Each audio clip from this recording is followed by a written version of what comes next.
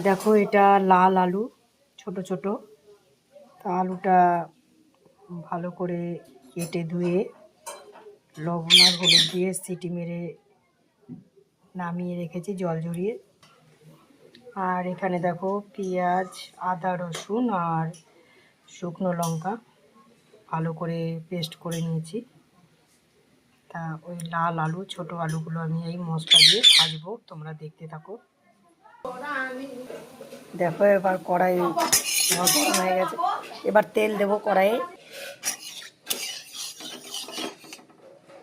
দেখো কড়াইয়ে তেল দিয়ে দিয়েছি, এবার এই আলুগুলো ভেজে নেব। দেখো আলুগুলো এবার ভালো করে ভেজে নেব আমি। দেখো আমার আলুগুলো ভাজা হয়ে গেছে, এবার মশলাটা দিয়ে দেবো।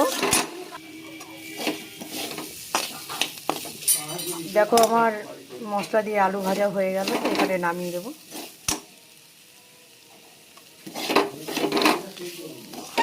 আগে তো লবণ হলুদ দিয়ে আলুটা সিদ্ধ করে নিয়েছিলাম, তারপরেও পরিমাণ মতন একটু লবণ দিলাম, হলুদ দিনই। মশলাটা ভাজা হয়ে গেছে, আলুটাও ভাজা হয়ে গেছে, এবার নামিয়ে দেবো। দেখো মশলা দিয়ে আমার লাল আলু ভাজার রেসিপিটা হয়ে গেল। এখানে ব্লগটা শেষ করলাম। Bye bye.